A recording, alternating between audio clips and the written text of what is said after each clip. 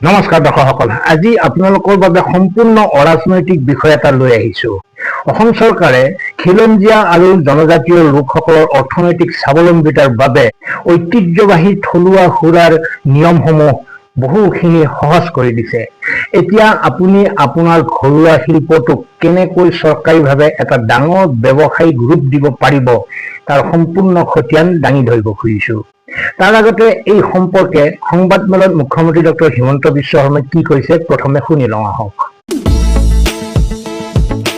আমি কৰিছোঁ কি, মাজতে যিখিনি জনজাতি লোকৰ বা ধৰক হাজে হ'ল বা আমাৰ ৰহিয়ে হ'ল, কিছুমান ব্যৱসায়ীয়ে ইয়াক বিক্ৰী কৰা আৰম্ভ কৰিছে। সেইকাৰণে আমি কৈছোঁ যে নহয়, সেই ব্যৱসায়টো অকল সেই কমিউনিটিটোহে কৰিব পাৰিব। ধৰক আজি যদি সাজৰ দোকান এখন দিয়ে, সেইটো এটা আহোম পৰিয়ালে দিলে ভাল।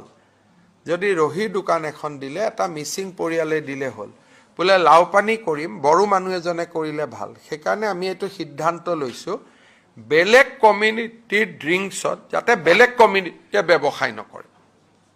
ধৰক ডিমাচাৰ, এতিয়া কি কয় এইটো জুডিমা, এতিয়া ডিমাচাৰ জুডিমাটো যদি এজন কলিতা মানুহে কৰে, তেতিয়াহ'লে জুডিমাটোত মিক্স কৰি কৰি তাক বেয়া কৰি দিব।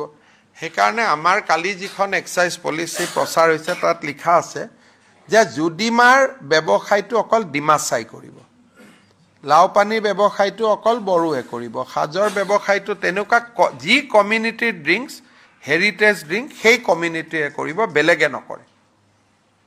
এইটো যাতে ড্ৰিংকছবোৰ বেয়া হৈ নাযায়, কাৰণ ইউটো এটা আমাৰ সংস্কৃতি, সেইকাৰণে এইটো ব্যৱস্থা লোৱা হৈছে।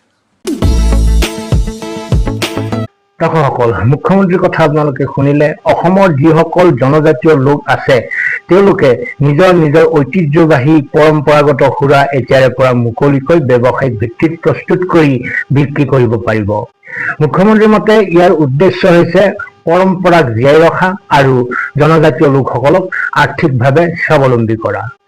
এই সন্দৰ্ভত আপোনালোকৰ মতামত কমেণ্ট বক্সত নিশ্চয় লিখিব, কিন্তু তাৰ আগত বিষয়টো সন্দৰ্ভত আৰু অধিক গভীৰভাৱে জানিবলৈ যত্ন কৰোঁ আহক। এই ক্ষেত্ৰত চৰকাৰী নীতি আৰু কি বিশেষ সহযোগিতা থাকিব চৰকাৰৰ? চৰকাৰে বহিৰাগত কোম্পানীৰ একচেটিয়া আধিপত্য বন্ধ কৰি কেৱল থলুৱা লোককহে এই অধিকাৰ প্ৰদান কৰিছে।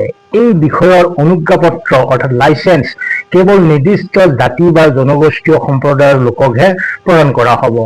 সুৰা উৎপাদনৰ বাবে সৰু কাৰখানা বা মাইক্ৰ' মেনুফেক্টৰীৰ আবেদন মাচুল 25,000 টকাৰ পৰা 15,000 টকালৈ হ্ৰাস কৰা হৈছে।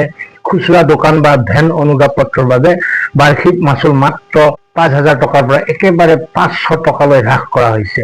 অৰ্থাৎ এই সুৰাৰ দোকানীয়ে বছৰত মাত্ৰ 500 টকা মাচুল দিব লাগিব। এটা সৰু মানদণ্ডৰ কাৰখানা স্থাপন কৰিবলৈ আনুমানিক 2 লাখৰ পৰা 5 লাখ টকাৰ প্ৰয়োজন হ'ব। এই মূলধন সংগ্ৰহৰ বাবে আত্মনিৰ্ভৰ অসম আঁচনিৰ অধীনত ৰাজ্য চৰকাৰে যুৱক যুৱতীসকলক ব্যৱসায় আৰম্ভ কৰিবলৈ আগবঢ়োৱা ৰেহাইযুক্ত চৰকাৰী বিত্তীয় সাহায্য লাভৰ সুযোগ পাব। কেন্দ্ৰীয় চৰকাৰৰ PMGP আঁচনিৰ অধীনত বেংকৰ পৰা ঋণ ল'লে উৎপাদন খণ্ডক 15% পৰা 35% পৰ্যন্ত সাহায্য ৰেহাই দিয়া হ'ব। আবেদন কেনেকৈ কৰিব? ব্যৱসায়টো আৰম্ভ কৰিলে এই পদক্ষেপসমূহ গ্ৰহণ কৰক।